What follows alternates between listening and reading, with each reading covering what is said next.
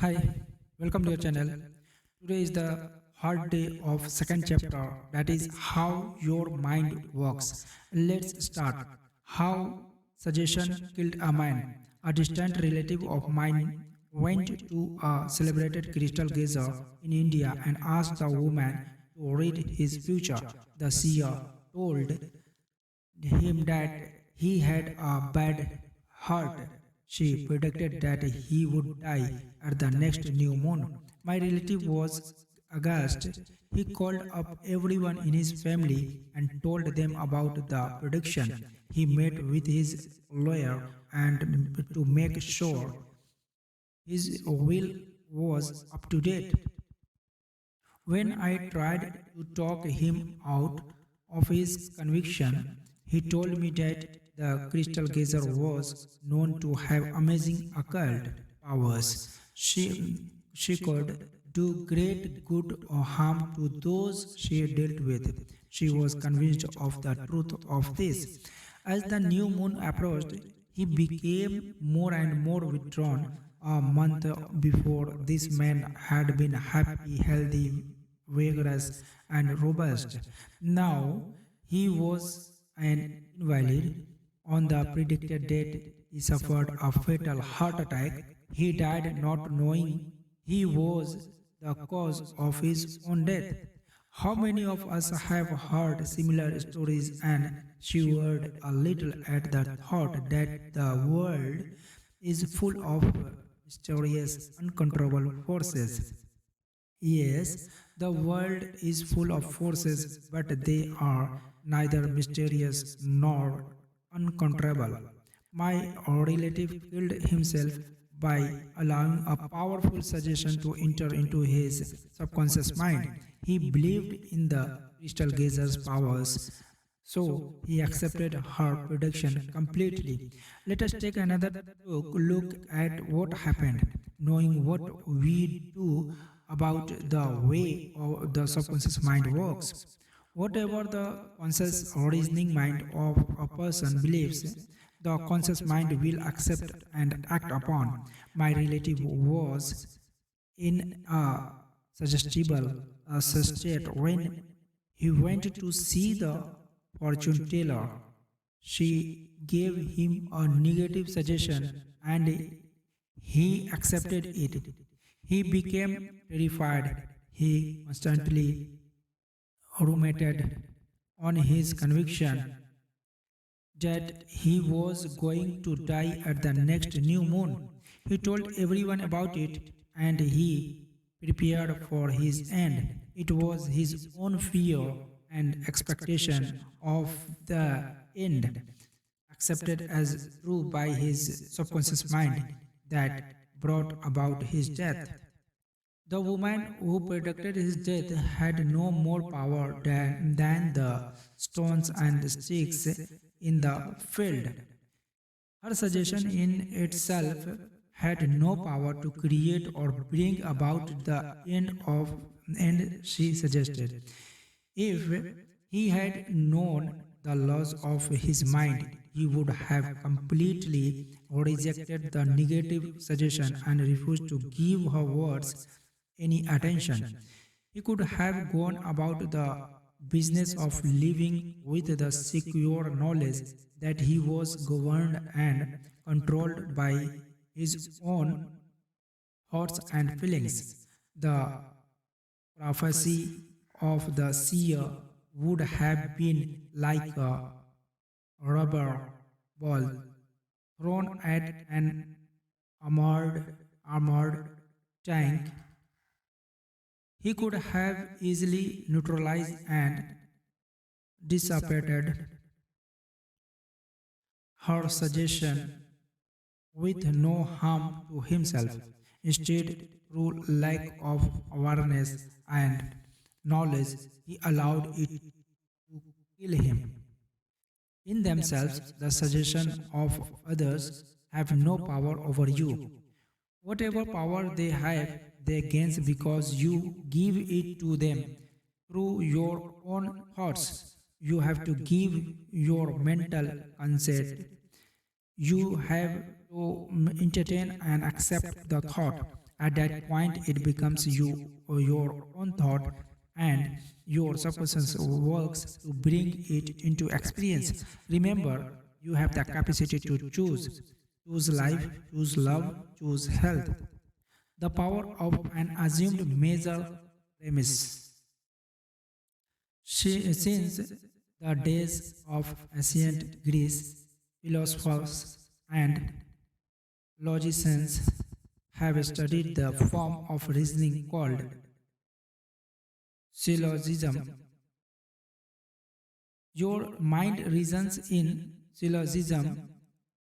In practical terms, this means that whatever major premises your conscious mind assumes to be true, that determines the conclusion your subconscious mind will come to, no matter what the particular question or problem might be. If your premises are true, the conclusion must be true. For example, every virtue is praiseworthy. Kindness is a virtue, therefore, kindness is praiseworthy. Or this, all formed things change and pass away. The pyramids of Egypt are formed things, therefore, the pyramids will change and pass away. The first statement is referred to as the measure, premise, and the right conclusions. Conclusion must necessarily follow the right premises. Premise. A college professor who attended some of my Science of Mind lecture in New York City's town hall, came to speak with me afterward. He told me everything in my life is topsy-turvy.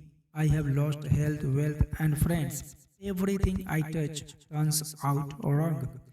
I explained to him that his problems followed logically and directly from his self destructive measure premise.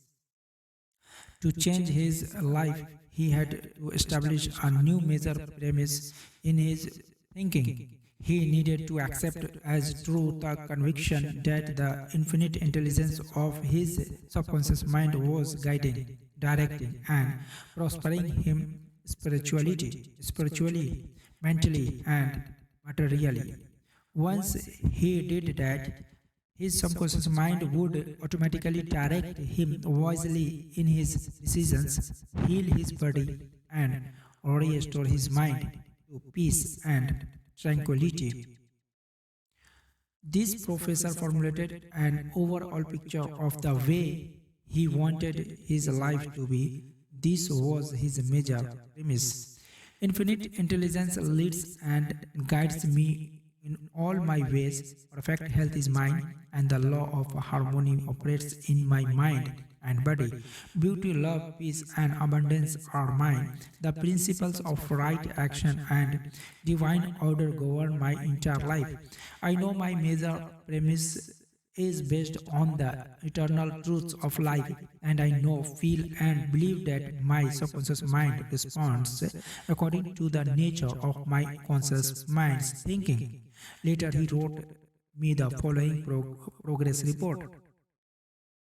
I repeated the statements of my major premise slowly, quietly, and lovingly several times a day. I knew that they were sinking deep down into my subconscious mind. I was convinced by the laws of mind that results must follow. I am deeply grateful for the interview you gave me, and I would like to add that all departments of my life are changing for the better. It works. The subconscious does not argue controversially. Your subconscious mind is all wise. It knows the answers to all questions. However, it does not know that it knows. It does not argue with you or talk back to you. It does not say, "You must not impress me with suggestions of that sort." When you say, "I can't do this, I am too old now, I can't meet this obligation. I was born on the wrong side of the tracks. I don't know the right politician." You are impregnating your subconscious with these negative thoughts. it responds accordingly. You are actually blocking your own good. You are bringing lack, limitation, and frustration into your life. When you set up obstacles, impediments, and delays in your conscious mind, you are denying the wisdom and intelligence resident in your subconscious mind. You are actually saying, in effect, that your subconscious mind cannot solve your problem. This leads to mental and emotional congestion, followed by sickness and neurotic tendencies. To realize your desires and overcome your frustration, affirm boldly several times a day. The infinite intelligence that gave me this desire leads, guides, and reveals to me the perfect plan for the unfolding of my desire. I know the deeper wisdom of my subconscious is now responding, and what I feel and claim within is expressed in the without. There is a balance, equilibrium, and equanimity. On the other hand, if you say there is no way out, I am lost, there is no way out of this dilemma, I am stymied and blocked, you will get no answer or response from your subconscious mind. If you want the subconscious to work for you, you have to give it the right request and get its cooperation. It is always working for you. It is controlling your heartbeat and breathing this minute. When you cut your finger, it sets in motion the complex process of healing. Its most fundamental tendency is life word. It is for seeking to take care of you and preserve you. Your subconscious head has a mind of its own, but it accepts your patterns of thought and imagery. When you look for the answer to a problem, your subconscious will respond, but it expects you to come to a decision and a true judgment in your conscious mind. You must acknowledge that the answer is in your subconscious mind. If you say, I don't think there is any way out, I am all mixed up and confused, why don't I get an answer?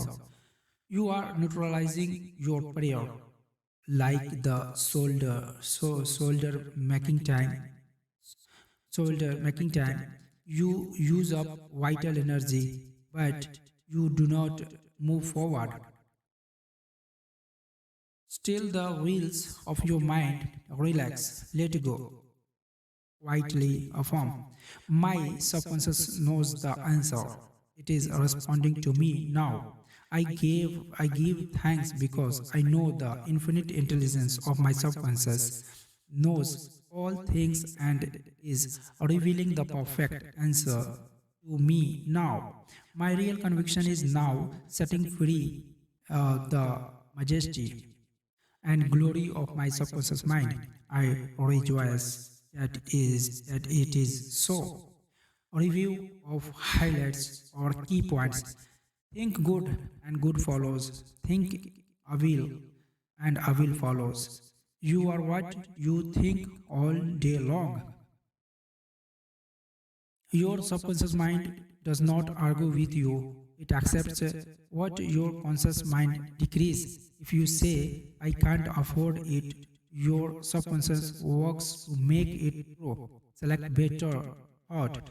Decree, I will buy it. I accept it in my mind. You have the power to choose.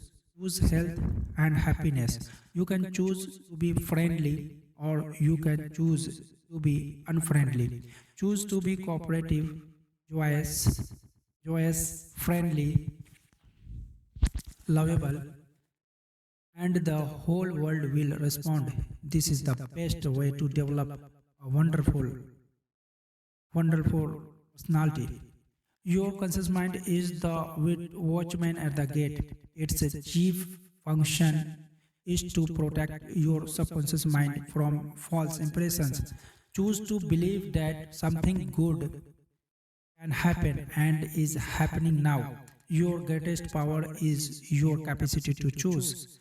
Choose happiness and abundance. The suggestions and statements of others have no power to hurt you. The only power is the movement of your own thought. You can choose to reject the thoughts or statements of others and affirm the good. You have the power to choose how you will react. Watch what you say. You have to account for every idle word. Never say, I will fail, I will lose my job, I can't pay the rent. Your subconscious cannot take a joke. It brings all these things to pass. Your mind is not owl. No force of nature is owl. It depends how you use the powers of nature. Use your mind to bless, heal, and inspire all people everywhere. Never say, I can't overcome that fear by substituting the following: I can do all things through the power of my own subconscious mind. Begin to think from the standpoint of the central truths and principles of life and not from the standpoint of fear, ignorance, and superstition, ignorance and superstition. Do not let others do your thinking for you. Use your own thoughts and make your own decisions. You are the captain of your soul, subconscious mind, and the master of your fate. Remember, you have the capacity to choose. Choose life, choose love, choose health, choose happiness. Whatever your conscious mind assumes and believes to be true, your subconscious mind will accept the and bring to pass. Believe in good fortune, divine guidance, right action, and all the blessings of life. And today is the end of the second chapter. Now we will start third chapter in the next session. That is the miracle working power of your subconscious mind. If you are new on the channel, subscribe the channel and press bell icon so that you will get notification of about all new video upload. Don't forget to like and share. Thank you so much.